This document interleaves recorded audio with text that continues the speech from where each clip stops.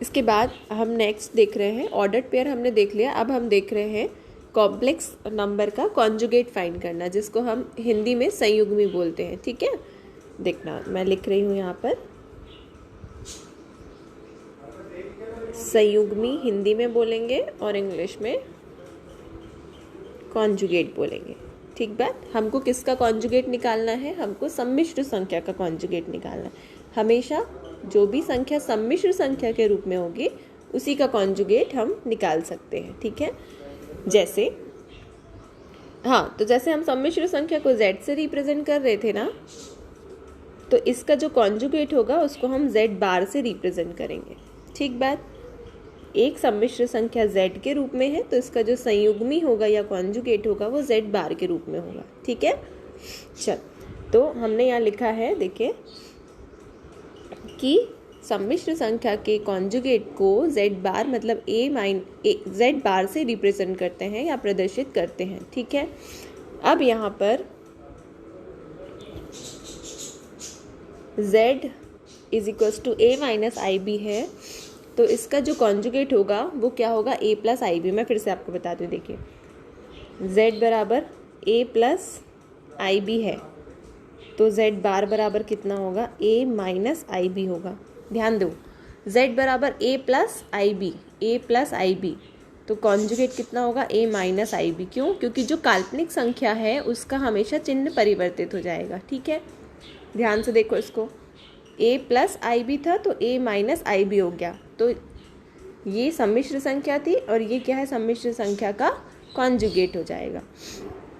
फिर से देखो दूसरा, यदि z बराबर a माइनस IB है तो इसका कॉन्जुगेट को रिप्रेजेंट कैसे करेंगे? z बार से, which is equal to a plus IB। देखो फिर से, सम्मिश्र संख्या में काल्पनिक संख्या का चिन्ह परिवर्तन हो गया, सम्मिश्र संख्या में काल्पनिक संख्या का चिन्ह परिवर्तन हो गया, तो ये हो गया इसका कॉम्प्लेक्स नंबर। ठीक है, कॉन्जुगेट नंबर, सॉरी।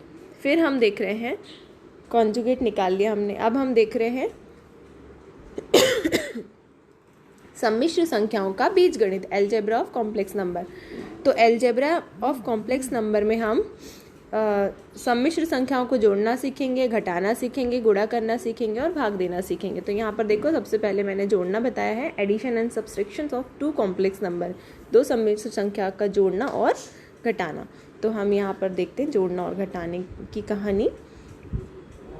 तो लेट टू कॉम्प्लेक्स नंबर, सबसे पहले दो सम्मिश्र, किसी चीज़ को जोड़ना है तो हमारे पास दो चीज़ तो होनी चाहिए ना, तो हमने ले लिया पहला सम्मिश्र संख्या और दूसरी सम्मिश्र संख्या।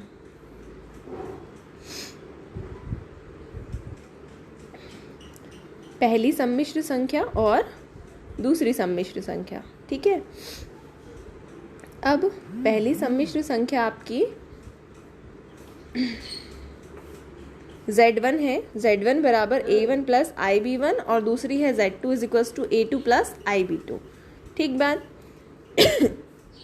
दो सम्मिश्र संख्याओं को जोड़ना है, देखो यहाँ पे जोड़ के दिखा रहे हैं, z1 प्लस z2, तो हमने a1 प्लस IB1 और a2 प्लस IB2 के रूप में लिखा है। ठीक है, ये लिख दिया हमने। अब इसको जोड़ना है तो हम जानते हैं कि वास्तविक संख्या से जुड़ेगी, मतलब रियल नंबर से जुड़ेगा, और इमेजनरी नंबर से जुड़ेगा। ठीक बात। तो रियल नंबर यानी वास्तविक संख्या से जोड़ दो, क्योंकि आई वाली संख्या किसी दूसरी नंबर, जैसे मैं आपसे बोलूँ 2 + 3i, जोड़ो इसको, तो जोड़ पाओगे क्या? नहीं। लेकिन मैं आपसे बोलूँ 2 + 3 को जोड़ो, तो क्या बोलोगे? कितना आंसर आएगा? 5। तो ऐसे रियल नंबर के साथ जुड़ेगा और काल्पनिक नंबर के साथ ही जुड़ेगा या घटेगा। ठीक है, तो हम यहाँ पर दो वास्तविक संख्याओं को जोड़ दें और दो काल्पनिक संख्याओं को जोड़ दें, तो a1 प्लस a2 प्लस, देखो यहाँ पर i कॉमन ले लिया, b1 प्लस b2। तो ये जो पहला वाला पार्ट है इसमें कोई i नहीं है, कोई i है क्या? नहीं है। i नहीं लिखा मतलब ये वास्तविक संख्या है, और जो दूसरा पार्ट है इसमें i लिखा है मतलब ये कैसी संख्या है? काल्पनिक संख्या है। तो a1 प्लस a2 को हमने कैपिटल A मान लिया in short, b1 plus b2 को हमने कैपिटल B मान लिया इन शॉर्ट। तो Z1 प्लस Z2 को हम लिख सकते हैं capital A plus IB, capital A plus IB। तो क्या होगा, दो सम्मिश्र संख्या को जोड़ने पर हमको एक सम्मिश्र संख्या प्राप्त होती है। तो यहाँ नीचे लिखा भी है कि अतः कहा जा सकता है कि दो सम्मिश्र संख्याओं का योगफल भी एक सम्मिश्र संख्या होता है। इसका हम एग्जाम्पल लेंगे। तो एग्जाम्पल जैसे मैं आपको बताऊं, मान लो Z1 बराबर कितना है 2 प्लस 5i, Z2 बराबर है 3 प्लस 2i। मैं आपको इसको जोड़ने बोलूँ तो आप क्या लिखोगे, Z1 प्लस Z2 लिखोगे 2 प्लस 3 कितना 5। क्यों 2 प्लस 3 करेंगे, क्यों करेंगे, क्योंकि ये दोनों रियल नंबर है। फिर हम लगा देंगे प्लस, काल्पनिक को जोड़ो कितना आएगा 7i।